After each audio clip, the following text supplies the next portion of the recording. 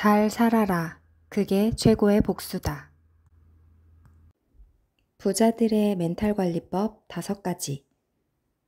1. 스스로를 믿어준다. 부자들은 스스로에 대한 확신이 있다. 어떤 어렵고 힘든 일이라도, 골치 아픈 클라이언트를 만나더라도 좌절하거나 포기하지 않고 이겨내려 한다. 이미 지금까지 본인이 이뤄냈고 증명한 것들이 있기에 지금 힘들지만 곧 지나가리라고 생각하는 것이다. 근거가 있는 믿음은 그들을 더 높은 곳으로 인도해준다. 2. 고민을 오래 하지 않는다. 가난한 사람들은 쓸데없는 고민을 오래도록 붙잡는다. 일어나지도 않을 일에 스트레스를 받고 별거 아닌 일에도 좌절한다. 아, 그렇게 되면 어떡하지? 진짜 큰일 났네. 그렇게 에너지를 계속 쓰게 되면 정작 중요한 일을 할 때 퍼져버린다. 하지만 부자들은 자신의 멘탈을 관리하기 위해 고민을 오래 하지 않는다. 일어나지도 않은 일에 감정 소모하지도 않고 별거 아닌 일은 무난하게 넘기며 반드시 해야 할 일을 확실하게 인지하고 그것들을 차근차근 해나간다. 그들은 도전에 있어서도 마찬가지다. 도전에 앞서 도전을 하지 않아야 할 변명을 찾기보다는 일단 시작해본다. 시작하는 순간부터 고민은 이걸 어떻게 해야 하지가 아니라 어떤 식으로 성공시킬까로 변하는 걸 너무도 잘 알고 있기 때문이다. 3. 긍정적인 사고방식. 대부분의 부자들은 긍정적이다. 마냥 긍정적인 게 아니라 현실적이되 그 상황에서 최대한의 긍정을 생각하는 것이다. 부정적인 것을 계속 생각하면 진짜 그렇게 될 수밖에 없다. 내가 어떤 생각을 하느냐에 따라 내 인생이 180도 달라진다는 것을 너무도 잘 알고 있다. 4. 일찍 자고 일찍 일어난다. 자는 시간과 일어나는 시간이 보통 일정하다. 과음을 하거나 폭식을 하며 다음날 아침 피곤한 채로 불쾌하게 일어나기보다 상쾌한 아침을 위해 일찍 잠자리에 든다. 아침의 기분이 하루를 좌우하고 하루의 기분이 인생을 좌우한다는 것을 너무도 잘 알고 있기 때문이다. 이런 상쾌한 기분으로 하루를 시작하면 자연스레 멘탈도 관리된다. 5. 오히려 좋아의 마인드를 갖고 있다. 어떤 힘든 일이 일어나더라도 그들은 오히려 좋아라고 생각한다. 이미 일어난 일에 대해 어찌할 순 없으니 최대한 긍정적으로 생각하고 극복해야겠다고 여기는 것이다. 이미 일어난 부정적인 일에 대해 계속해서 자책하고 좌절하면 그 일은 더더욱 커져 나를 잠식한다. 그 일이 자신을 잠식하기 전에 얼른 마음속에서 지워버린다. 그리고 이런 마인드는 결국 계속해서 좋은 멘탈을 유지할 수 있게 도와준다. 부자들이 시간 관리를 하는 5가지 이유. 1. 시간이 돈이라는 걸 너무나도 잘 알고 있다. 가난한 사람들은 시간으로 돈을 사지만 부자들은 돈으로 시간을 산다. 그들은 아웃소싱 개념을 적극 활용한다. 자신이 전문 분야가 아닌 것에는 전문가를 고용하거나 그 분야에 능통한 사람을 비용을 주고 사용하며 자신의 전문 분야에 모든 시간을 투자한다. 이는 선택과 집중을 하는 부자들만의 방법이다. 그들은 자기 시간의 가치를 너무나도 잘 알고 있으며 그 시간을 계속해서 효율적으로 사용할 수 있는 방법에 집중한다. 그러다 보니 무의미하게 보내는 시간은 거의 없다. 2. 일정한 컨디션을 유지하기 위해서. 오늘은 기분이 굉장히 좋았다가 내일은 최악이고 또 다음 날은 다시금 좋아졌다가 또 그 다음 날은 우울해지고 이런 식으로 자신의 기분 바이오리듬이 들쭉날쭉한 사람들은 대부분 일정한 퍼포먼스를 보여주지 못한다. 그리고 이는 시간과도 관련되어 있다. 시간 관리를 한다는 것은 최대한 나의 인생을 예측 가능한 범위에서 판단한다는 것이다. 그렇기에 이들은 자신의 컨디션을 계속해서 좋은 상태로 유지하기 위해 칼같이 시간 관리를 한다. 3. 더 많은 시간을 확보하기 위해. 아까 말했듯 부자들은 자신의 시간이 엄청난 가치가 있다는 것을 너무나도 잘 안다. 그렇기에 쓸데없는 시간을 쓰는 걸 굉장히 싫어한다. 의미 없는 미팅, 아무 생각 없이 유튜브 보기 같은 시간을 최대한 줄이고 인생을 효율적으로 살기 위해 노력한다. 이렇게 점점 의미 없이 보내는 시간들을 줄이고 더 많은 시간을 확보해 생산적인 일을 하다 보면 같은 24시간을 84시간처럼 살 수 있게 된다. 4. 주도적인 삶을 살 수 있다. 누군가의 시간에 좌지우지 되는 게 아니라 자신만의 시간 관리법이 있기에 내 인생을 내가 컨트롤할 수 있다. 시간 관리를 잘 못하는 사람들은 남들의 시간에 휘둘린다. 그리고 이런 경우 삶이 극단적으로 치우쳐져 균형을 잃어버릴 수도 있다. 하지만 부자들은 스스로의 시간 균형을 칼같이 지키며 주도적으로 살기 위해 시간 관리를 한다. 그리고 이 태도는 부자들에게 엄청난 것들을 가져다 준다. 5. 우선순위를 파악하기 위해. 의미 없는 일에 굉장히 많은 시간을 쏟아붓고 정작 중요한 일에는 별 시간을 쓰지 않는 사람들이 있다. 이는 시간이 영원하다고 생각하는 안일한 태도에서 비롯된 것이다.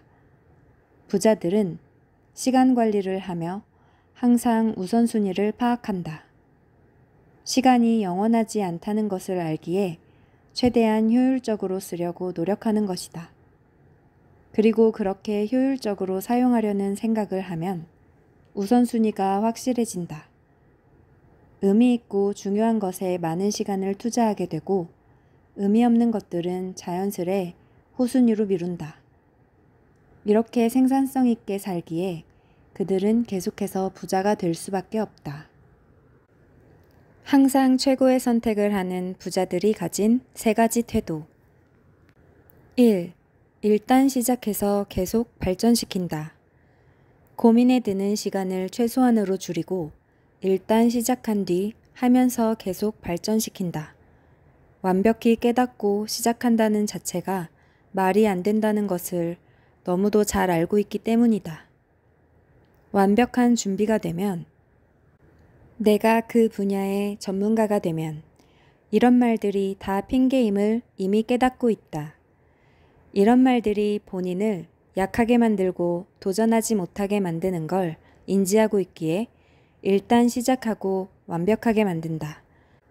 이렇게 어떤 것이든 가볍게 시작해서 무겁게 결과를 내기에 이들은 다른 사람들보다 의사결정이 훨씬 더 빠르고 당연히 좋은 결과를 낼 수밖에 없다. 2. 부담 안 드는 금액으로 시작한다. 금전적으로도 마찬가지다. 일을 시작하는 데 있어 내가 부담이 안 되는 금액으로 일단 먼저 경험해 본다. 잃어도 크게 상관없다. 그 돈이 있든 없든 인생에는 큰 영향이 없기 때문이다. 그렇기에 훨씬 더 여유롭게 진행할 수 있다.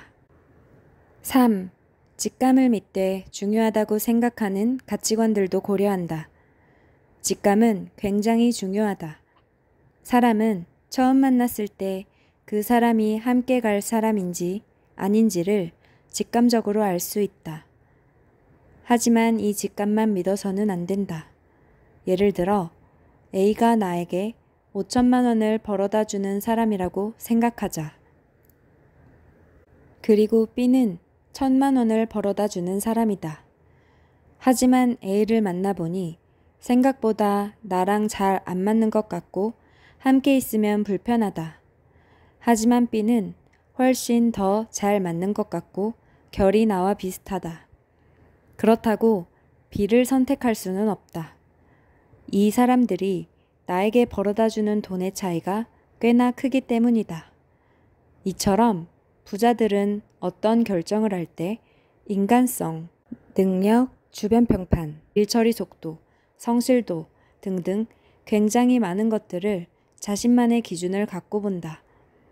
그렇게 자신만의 조건으로 까다롭게 상대방을 보고 결정하기에 항상 최선의 선택을 할 수밖에 없다. 부자들이 항상 질문하는 4가지 이유. 살다 보면 오히려 부자들이 훨씬 더 질문을 많이 한다. 더 많이 알면서도 불구하고 말이다.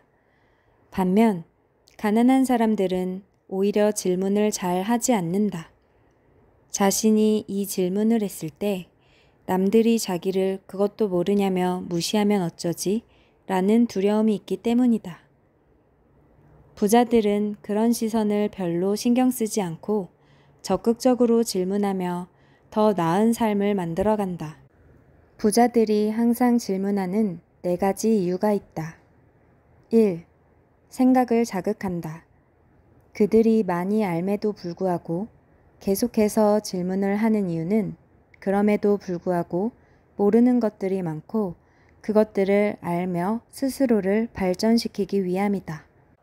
질문은 사람의 생각과 사고를 자극하기 때문에 계속해서 발전적인 답을 찾기 위해 효율적인 방법을 스스로 생각하게 된다. 예를 들어 지금 하는 일에서 정확히 3배 정도 연봉을 올리기 위해서는 어떤 방법이 필요할까요? 라는 질문을 상대방에게 했다고 하자.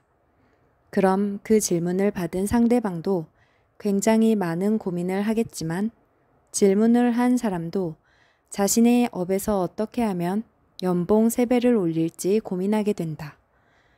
이런 건강한 질문들은 서로에게 큰 도움이 되고 내가 지금까지 생각지 못했던 참신한 아이디어를 적용할 수 있게 만들어준다. 2. 정보를 얻을 수 있다. 질문을 하는 이유는 간단하다. 좋은 답을 얻거나 좋은 정보를 얻기 위해 부자들은 그런 것들을 얻기 위해 질문을 하는 것을 결코 부끄러워하지 않고 당연하게 생각한다. 오히려 질문을 하지 못해 그 자리에서 의문점이 해결되지 않았을 때 그 질문을 하지 못한 자신을 부끄럽게 생각한다. 이들은 계속해서 배우는 성장지향적인 사람들이기에 어떤 정보든 관심 있거나 잘 모르는 게 있다면 적극적으로 질문한다.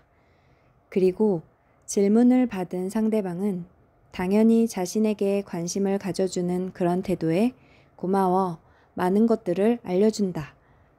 짧은 대화로도 정말 많은 것들을 얻을 수 있다.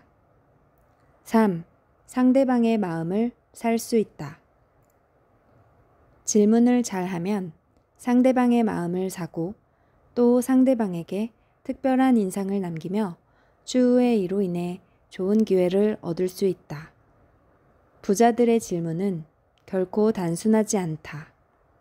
한 달에 얼마 벌어요? 같은 저렴한 질문이 아니라 지금까지 시련과 좌절을 겪으시면서 큰 부를 이루셨는데요. 혹시 그런 포기하지 않는 원동력은 어디서 나오신 건가요? 같은 수준 높은 질문을 하며 상대방을 자극시킨다. 질문의 수준이 곧 그 사람의 수준이다. 그렇기에 부자들은 적극적으로 질문하되 결코 무례하거나 저렴한 질문은 하지 않는다. 4. 자신의 가설을 확신으로 바꾼다. 어느 정도 잘 알고 있다고 생각만 하던 것을 질문을 통해 확신으로 바꾸며 의사결정 시간을 줄일 수 있다. 괜찮겠지와 무조건 된다는 어감 자체가 다르고 마음가짐도 다르다. 그들은 자신보다 더 잘 알고 있는 사람들에게 적극적으로 질문을 하고 거기서 확신을 얻을 수 있을 만한 정보를 수집한 뒤 빠르게 시도한다. 그렇기에 부자들은 질문을 하는데 전혀 주저하지 않는다. 질문 하나가 자신의 인생을 바꿀 수도 있다는 확신이 있기 때문이다.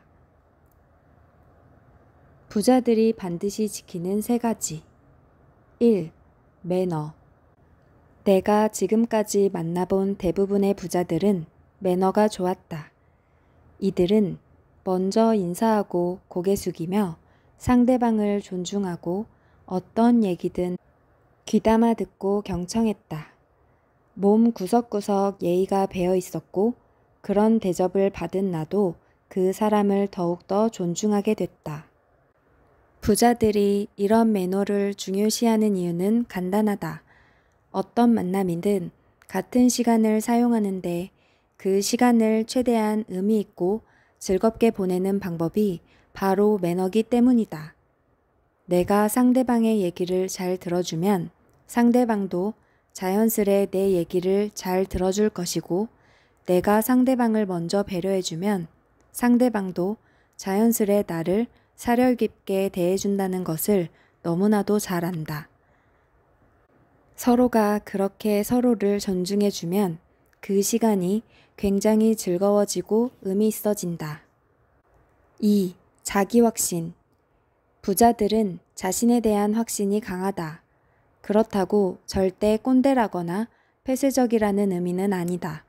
이유 있는 애정어린 비판은 받아들이되 무조건적인 비난은 원천 차단한다. 이들은 스스로가 무언가를 할 때 스스로가 반드시 할 수 있다라고 확신한다. 근거 있는 자존감을 토대로 이를 헤쳐나간다. 이들이 자기 확신을 가질 수 있는 이유는 간단하다. 지금까지 많은 성취를 이뤄왔고 그 성취들에서 자신에 대한 확신을 얻었기 때문이다. 아무것도 하지 않은 채 그냥 방구석에서 내가 마음만 먹으면 제일 잘할 텐데. 내가 진짜 안 해서 그렇지 하면 장난 아니야 라고 생각하는 사람들과는 천지 차이다. 이들은 아무리 힘든 일이라도 우선 도전하고 그 과정에서 계속해서 무언가를 얻으며 발전하기에 어떤 거라든 잘 해낼 수 있다라는 성공 DNA가 있다. 그리고 스스로가 스스로를 믿지 못하면 세상 그 누구도 자신을 믿어주지 않는다라고 생각하기에 무엇보다 본인이 본인을 신뢰하며 일을 해나간다. 3. 자기계발. 부자들은 절대 정체되어 있거나 고여있지 않다. 가난한 사람들이 앞서 말했듯 아무것도 하는 거 없이 그저 현실과 사회에 대한 불평불만을 하며 의미 없는 시간을 보낸다면 부자들은 무언가를 계속해서 배운다.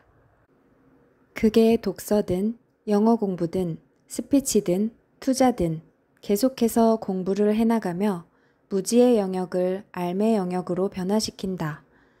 이들은 다양한 세상과 만나 자신의 세상을 넓히는 데 큰 관심이 있으며 실제로 그렇게 배운 것들을 삶에 적용하며 계속해서 발전하고 성장한다.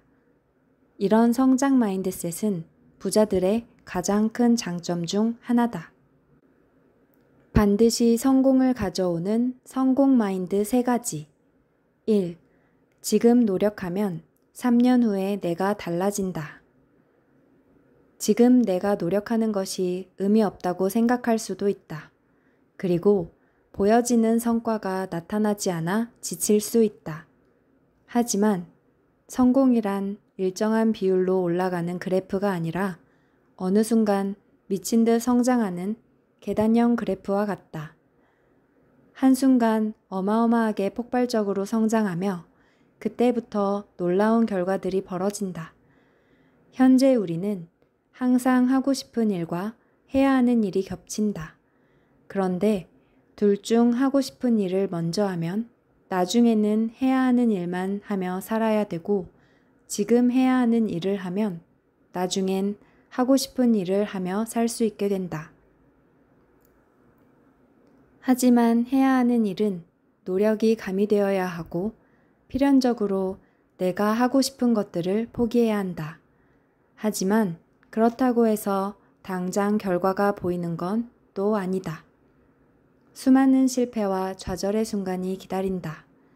그러나 대부분의 성공한 사람들의 공통점을 살펴보면 모두 실패하는 과정을 겪어왔음을 알 수 있다. 노력의 과정은 원래 아름답지 않다. 실수하고 넘어지고 좌절하는 시간을 버텨낸 뒤에 당당하게 일어선 모습이 아름다운 것이다. 힘들고 두렵고 막막한 현재의 시간이 당신을 성공의 길로 이끌 것이다. 놀랍도록 미친 듯이 성장하기 위해 노력하자. 현재의 노력은 복리처럼 꾸준히 쌓여 어느 순간 폭발적인 결과로 증명된다. 2. 10대에 가난한 건 내 잘못이 아니지만 성인이 되고 나서 가난한 건 내 잘못이다. 10대에 가난한 건 본인의 잘못이 아니다. 가난한 집에서 태어났으니 가난할 뿐이다. 경제활동을 할 기회가 현저히 부족하고 그렇다고 학교를 자퇴하는 것은 너무나도 큰 위험 부담이 있다. 그래서 10대가 가난하다면 그건 변명이 아니라 어쩔 수 없는 것이다. 하지만 성인이 되고 나서도 가난한 것은 나의 잘못이다. 마음만 먹으면 알바도 할 수 있고 면허만 따면 대리기사나 배달도 할 수 있다. 아니면 취직을 한 뒤 직장에서 의미 있는 기술을 습득할 수도 있다. 하지만 가난한 사람들은 여전히 그런 일들은 귀찮아서, 피곤해서, 나와 잘 안 맞아서 라는 갖가지 변명을 대며 쓸데없는 자존심을 세운다. 그런 쓸데없는 자존심은 그 사람을 더욱 더 가난의 구렁텅이로 빠져들게 만든다. 인생에 변명하지 말고 스스로를 계속해서 단련시켜라. 더 이상 집안 형편 탓, 부모님에게 손 벌릴 생각하지 말고 스스로의 삶을 개척할 방안을 찾고 움직여라. 의존은 사람을 약하게 만들지만 독립은 스스로를 강하게 만든다. 3. 어떤 것이든 배울 점은 있다. 어떤 사람을 만나고 어떤 환경에 처하더라도 무조건 배울 점은 있다. 예를 들어 정말 진상 손님을 만났다거나 굉장히 배려심 없는 사람을 만났다고 가정해보자. 그런 사람들에게 나의 에너지나 감정을 뺏기는 대신 성공하기 위해서는 남들에게 절대 저런 식으로는 행동하지 않아야겠다 라는 배움을 얻었다고 생각하자. 성공은 학습에서 온다. 학습은 좋은 학습만 있는 것이 아니다. 나쁜 학습을 통해 반면교사 삼고 거울 삼아 나는 정말 저런 행동과 말을 조심해야지 라고 스스로에게 경각심을 주면 그것 또한 좋은 배움이다. 성공하기 위해선 다양한 사람과 다양한 경험을 통해 스스로를 단련하는 태도가 필요하다. 그렇기에 항상 열려 있어야 하고 받아들일 준비가 되어 있어야 한다. 부자들이 환경을 바꾸는 3가지 이유. 1. 기분이 다르다. 예전에 직장에서 좀 멀지만 월세가 15만 원 정도 저렴한 집을 잡았다. 그때 당시에는 몇만 원을 아껴 저축을 해야 한다는 큰 포부가 있었는데 거기서 반년도 못 살고 나왔다. 우선 몇만 원을 아꼈지만 내 소중한 감정은 크게 낭비했다. 대중교통을 타고 출퇴근을 했는데 사람들 틈에 끼어 정신없이 출근했다. 퇴근할 때도 마찬가지였다. 여유롭게 퇴근하지 못하고 인파에 떠밀려 겨우 퇴근을 했었다. 그렇게 출퇴근 시간에 낭비하는 시간과 감정이 어마어마해졌고 15만 원을 아끼려고 훨씬 더 큰 가치를 잃었다. 뿐만 아니라 그 동네는 치안이나 동네 수준이 좋지 않아 내가 출근을 하러 집 밖을 나가면 그때 당시 퇴근을 하는 사람들이 보였고 저녁에는 주변 술집 영향으로 고성방가를 하거나 경찰차 소리가 심심찮게 들려 잠을 잘 못 이루곤 했다. 부자들은 그래서 무엇보다 환경을 바꾼다. 출근하기 전 집 앞 공원을 산책한 뒤 좋은 기분으로 출근하는 사람과 술에 절어 고주망태가 된 사람을 보며 출근하는 사람의 하루 기분은 완전히 다르다. 그리고 그 기분은 우리 인생에 정말 큰 영향을 미친다. 내 주변 부자들은 하나같이 이렇게 말한다. 월세 10만 원, 20만 원 아끼려고 매일 불쾌할 바에야 그 돈 주고 매일 상쾌한 게 훨씬 이득이다. 명심하자. 하루의 기분은 우리의 인생을 바꾼다. 2. 보고 듣고 느낀 게 인생을 좌우한다. 내가 자주 어울리는 5명의 평균이 나라는 말이 있다. 그만큼 부자들 곁에 있으면 끊임없이 자극을 받는다. 계속해서 생산적인 대화를 하고 어떻게 하면 더 성공할 수 있을지에 대한 방법들을 서로 공유한다. 하지만 내 주변에 가난한 사람들이 있다면 내가 어떤 걸 용기 내서 한다고 말을 해도 야, 그게 되겠냐? 상식적으로 생각해봐. 그거 힘들다더라. 내가 아는 사람 있는데 라는 식으로 나의 가능성을 원천 차단한다. 해보지도 않아 놓고 또 아는 사람에게 제대로 듣지도 않아 놓고 일단 상대가 나보다 더 높은 레벨로 올라가려 하면 어떻게든 끌어내리려고 안달을 내는 것이다. 그렇기에 성공하기 위해선 내가 자주 만나는 사람들의 환경을 바꿔야 한다. 내가 지금 보는 것, 그리고 지금 듣는 이야기, 그리고 지금 느끼는 감정이 우리의 인생을 좌우한다. 3. 더 이상 의미 없는 시간을 보내기 싫다. 부자들은 자신들의 시간을 굉장히 소중하게 생각한다. 자신들의 시간이 곧 돈이라는 걸 잘 알고 있기 때문이다. 그렇기에 그들은 할인 행사에 2시간 동안 줄 서서 기다리지 않고 웨이팅 없이 제값을 주고 먹고 가격이 조금 비싸더라도 시간을 효율적으로 사용할 수 있는 곳에서 산다. 출퇴근 시간을 아끼고 의미 없는 사람들을 만나는 시간을 최대한 줄이고 스스로에게 집중하고 몰입하는 것이 훨씬 더 인생에 도움된다는 것을 잘 알고 있기 때문이다. 재능보다 성실함이 중요한 3가지 이유. 1. 재능은 일시적이지만 성실함은 지속된다. 주변에 좋은 재능을 가지고도 그 재능을 꽃피우지 못한 사람을 많이 보게 된다. 그 사람들이 그 아쉬운 재능을 썩히는 이유는 단 한 가지다. 성실하지 못했기 때문에. 재능이 좋으니 자신의 재능을 과신하고 노력을 하지 않는 것이다. 물론 애매한 재능이 아니라 정말 탁월한 재능이라면 모든 걸 다 뛰어넘을 수 있겠지만 어느 정도 괜찮은 재능 정도로는 절대 모든 걸 극복해낼 수 없다.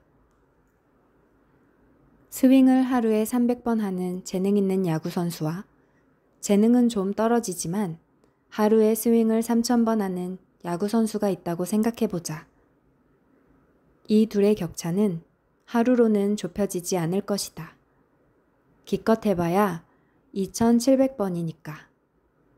하지만 이게 한 달이 되고 1년이 지나면 이 둘의 격차는 놀랍도록 벌어진다. 적어도 몇십만 번을 더 휘두른 성실한 사람이 재능 있는 사람보다 훨씬 좋은 결과를 낼 확률이 크다. 가장 무서운 사람들은 자신의 루틴을 반드시 지키는 사람들이다.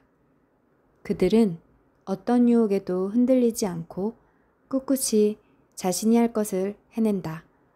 그리고 이런 성실함이 쌓여 임계점을 건드리는 순간 그들은 놀라울 정도로 폭발한다. 2. 사람들의 인식.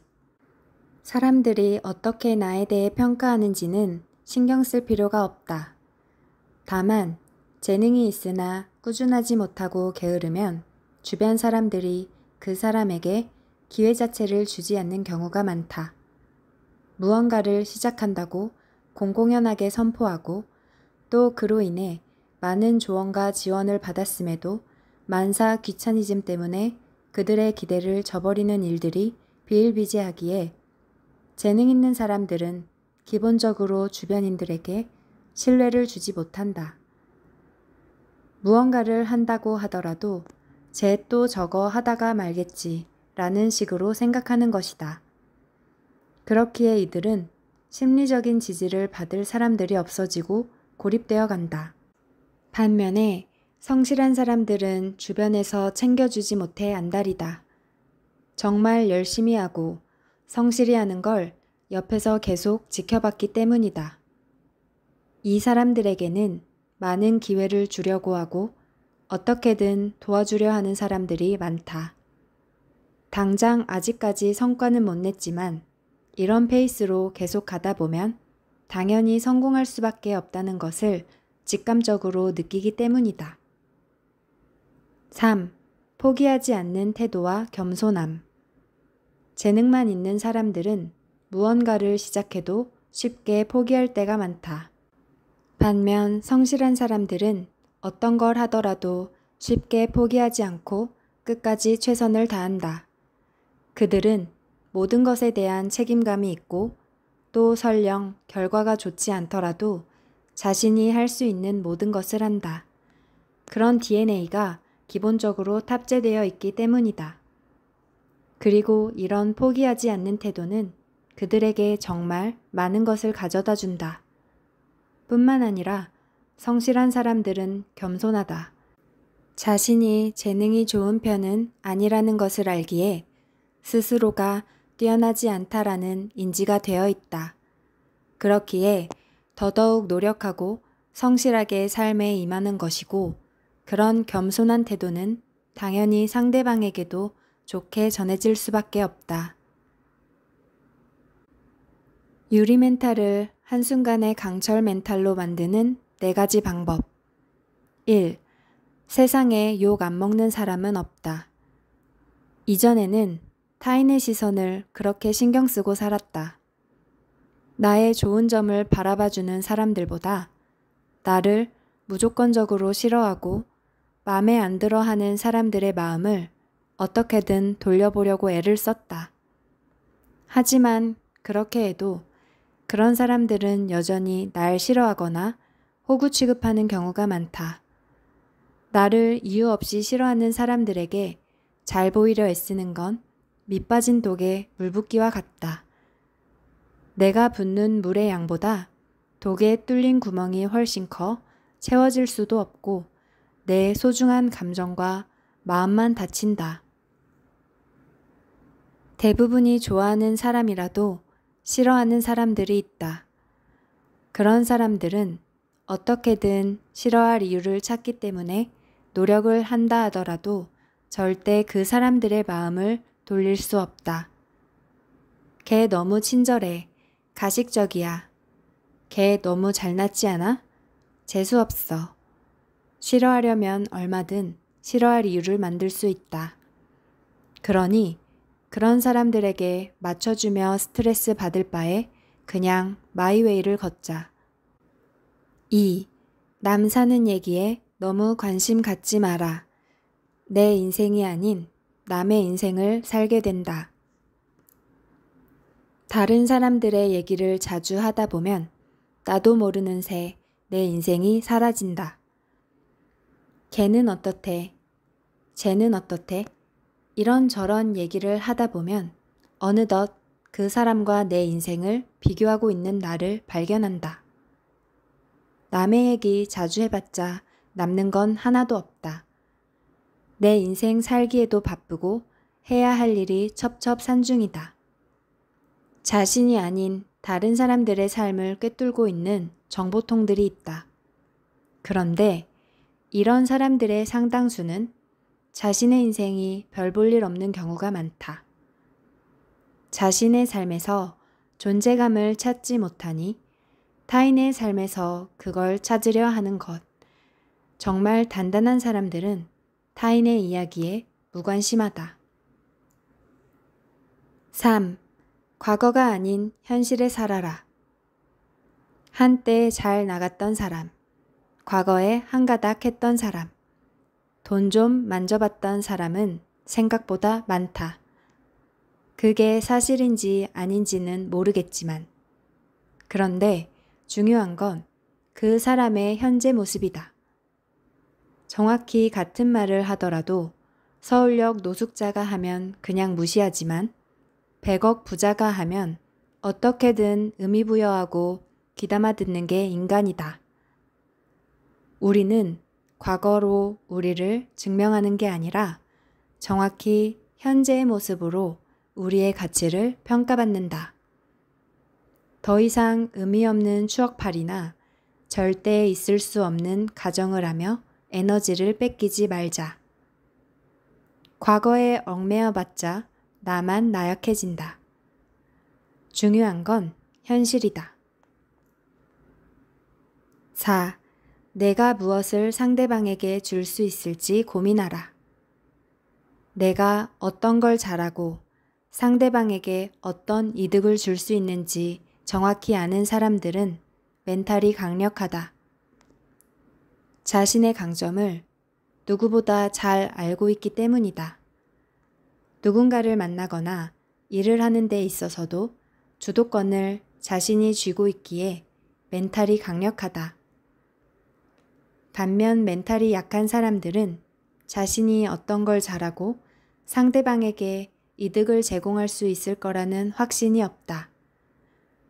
그렇기에 상대방의 사소한 말이나 행동에도 쉽게 흔들리고 스스로의 가치를 의심하게 된다. 그러니 내가 어떤 걸 받을 수 있을지보다 어떤 걸 제공할 수 있을지 고민하라. 내가 누군가에게 베푸는 순간 그 주도권은 나에게 온다. 멘탈 강한 사람들이 매일 지키는 4가지 기분 관리법. 1. 일주일에 한 번은 온전히 나를 위한 시간을 가진다. 멘탈 강한 사람들은 자신만의 시간을 반드시 가진다. 멘탈이 약한 사람들의 상당수는 자신만의 시간이 없는 경우가 많다. 그러니 남들의 생각이나 행동에 쉽게 휘둘리게 되고 그 생각이나 행동이 스스로에게 잘 맞는지 인지할 능력이 없다. 누군가가 넌 되게 매력이 없는 애야 라고 말하면 기분 나빠하고 반박해야 하는데 난 매력이 없나 봐 라며 스스로를 자책한다. 이런 사람들에게 가장 필요한 것은 무엇보다 자신만을 위한 시간이다. 정작 남들을 돌보느라 자신을 돌보지 못했기에 스스로 내면의 소리를 듣고 자신이 어떤 사람이고 어떤 걸 원하는지 여유 있게 돌아보는 시간이 필요하다. 그 과정에서 스스로에 대한 자기 확신을 찾고 그 자기 확신을 통해 어떤 것에도 흔들리지 않는 단단한 멘탈을 유지한다. 2. 상대방과 나를 비교하지 않으려 노력한다. 상대방과 나를 비교하지 않을 순 없다. 인간은 애초에 비교할 수밖에 없는 본능을 타고났기 때문이다. 하지만 멘탈이 강한 사람들은 그럼에도 불구하고 비교하지 않으려 노력한다. 비교는 불행에 덧치고 나보다 뛰어난 사람들은 세상에 정말 많다는 사실을 너무도 잘 알고 있기 때문이다. 이런 경우 멘탈이 약한 사람들은 자신들보다 못난 사람들, 떨어지는 사람들과 본인을 비교하며 위안 삼는데 이런 경우도 굉장히 위험하다. 나는 그래도 쟤보다 낫지의 마인드는 발전을 저해하고 스스로를 퇴보시키는 생각이기 때문이다. 그냥 비교 자체를 하지 않으면 된다. 상대방의 노력과 성취를 존중하고 박수를 쳐주면 되고 내가 가는 길에서는 그 누구와도 비교하지 않은 채 꿋꿋이 걸어가면 된다. 멘탈이 강한 사람들은 오로지 과거의 나와만 비교한다. 과거보다 나은 현재를 살고 있다면 그걸로도 충분하다. 3. 힘든 일이 있으면 최선을 다해서 좋은 결과를 얻었던 과거를 떠올리며 힘을 낸다. 멘탈이 약한 사람들은 힘든 일이 있으면 안 좋았던 과거들을 떠올리곤 한다. 또 이런 일이 생기다니 그때처럼 그렇게 또 실패할 것 같아.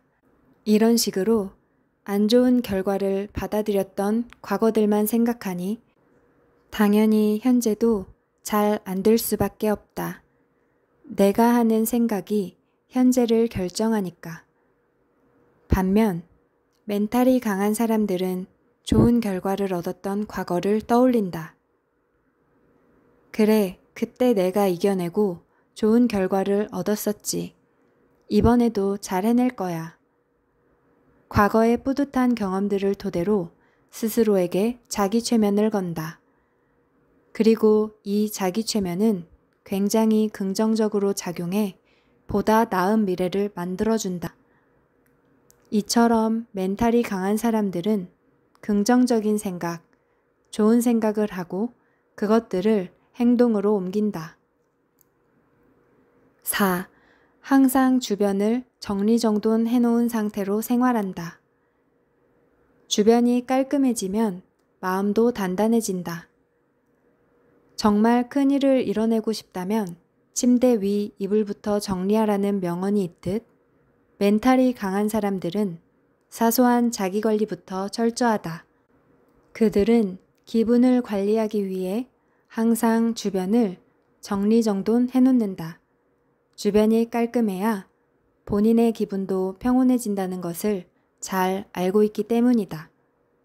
주변이 어지럽고 집안이 어지러운 사람들은 본인의 기분도 마음도 어지러울 수밖에 없다. 그런 것들이 어떤 식으로든 표출되는 것이다. 멘탈이 강한 사람들은 자신의 주변을 기본적으로 깔끔하게 관리한다. 그것이 그들의 가장 좋은 기분 관리법 중 하나다.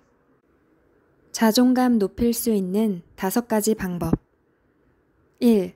남이 해주는 칭찬을 순순히 받아들여라. 자존감이 낮은 사람들은 남들이 해주는 칭찬을 그냥 단순히 인사치레라고 생각하거나 오히려 부담을 느낀다. 예를 들어, 너 이거 되게 잘한다 라고 하더라도 자기 기준에서는 한없이 부족하기 때문에 이 정도로 왜 잘한다고 하는 거지? 라고 의문을 갖는 것이다. 이 이유는 스스로에 대한 기준이 한없이 높고 스스로를 사랑하지 않기 때문에 살면서 칭찬받아 본 경험이 크게 많지 않기 때문이다. 이럴 때 가장 좋은 방법은 우선 인정하는 것이다.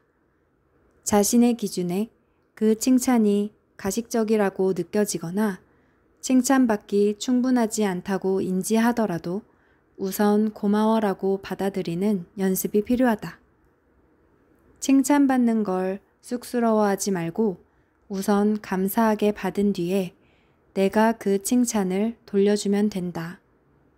고마워, 너도 이런 부분이 진짜 대단한데 라는 식으로 말이다. 스스로의 엄격한 기준으로 본인을 옥죄며 자기 자신을 깎아내리지 말고 본인을 사랑하고 아껴주자. 그게 가장 건강한 자존감 높이는 길이다. 2. 남들이 나를 어떻게 생각할지를 고려하지 마라. 자존감이 낮은 사람들은 유독 남의 눈치를 많이 본다. 그들은 자신의 행동이나 말이 상대방의 심기를 거스르거나 의견 충돌이 일어나면 어떡하지? 라는 불안감을 많이 갖고 있다. 만약 자신이 1이 맞다고 생각해도 상대방이 2라고 하면 그냥 1이라고 하면 되는데 괜히 분란이나 갈등을 일으킬 소지를 주고 싶지 않아 2로 바꾼다. 하지만 자신이 맞다고 생각한 건 1이고 잘 어울린다고 생각한 게 1이었다면 그냥 1을 하면 된다. 2라고 생각하는 사람들에게 억지로 맞출 필요도 없고 맞춘다고 한들 잘 안 맞춰진다. 그러니 그냥 무례하지 않은 선에서 본인이 생각하고 말한 대로 살아가면 된다. 명심하자. 남들 눈치 신경 쓰고 배려한다고 스스로를 잃는 게 가장 바보 같은 짓이다. 3. 상대방이 그냥 툭 던진 말은 그걸로 끝내라. 너 요즘 좀 변했다. 상대방이 그냥 툭 던진 말에 어렵게 날개를 펼치려 하다가도 금방 접는다. 그래, 뭔가 내가 안 좋은 쪽으로 변하고 있었을 수도 있겠네라며 애써 끌어올렸던 자신감을 다시금 바닥으로 내팽개친다. 그런데 그냥 상대방이 툭 던진 말은 나도 툭 받고 끝내면 된다. 다시 물어보면 내가 그런 말을 했어? 라며 기억하지도 못할 말 굳이 계속 마음에 담아둘 필요가 1도 없다. 툭 던진 말은 툭 던진 말로 끝내라. 내 정신건강을 위해서. 4. 일어나지도 않은 일을 걱정하지 마라. 일어나지도 않은 일을 그렇게 걱정하는 사람들이 있다. 걔가 만약 이러면 어떡하지? 이런 상황에서 나는 어떻게 대처해야 하지? 라며 상상하고 불안해한다. 그러다 보면 내가 응당하는 일, 해야 할 일도 잘 하지 못하게 되고 그런 자신감 없는 모습은 낮은 자존감으로 이어진다. 현재에 충실하고 일어나지도 않은 일은 걱정하지 마라. 일어나면 그때 가서 생각하면 된다. 5.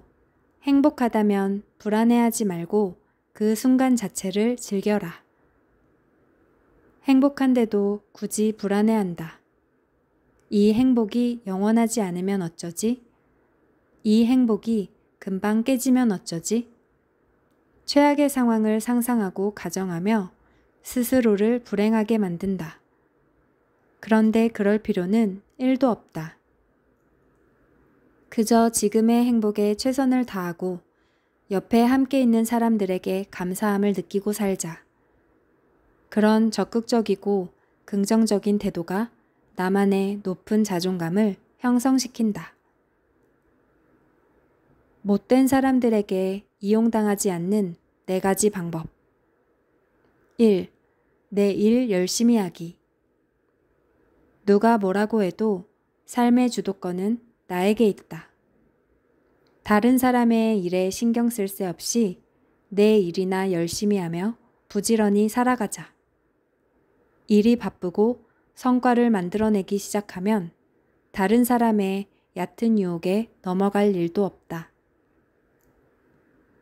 못되고 무능한 사람들은 자신이 능력이 없기 때문에 어떻게든 다른 사람의 능력에 기생하려 한다.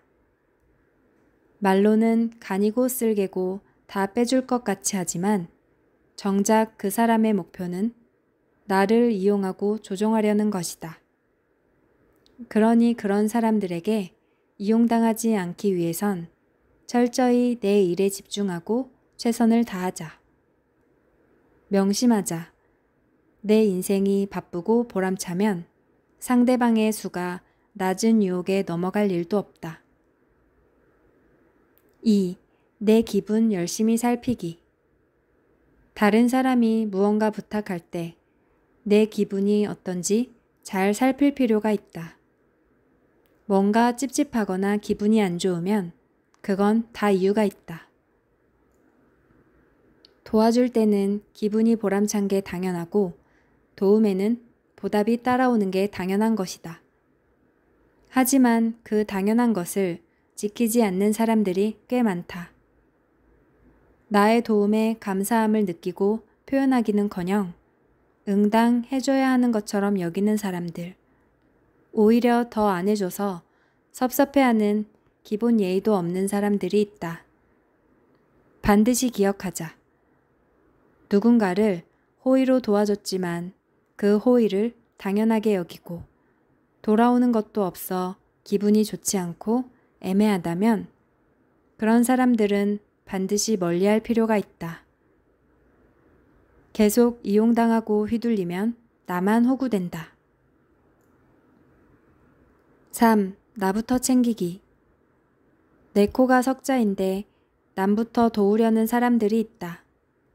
물론 봉사나 선한 마음을 폄하하는 건 아니다.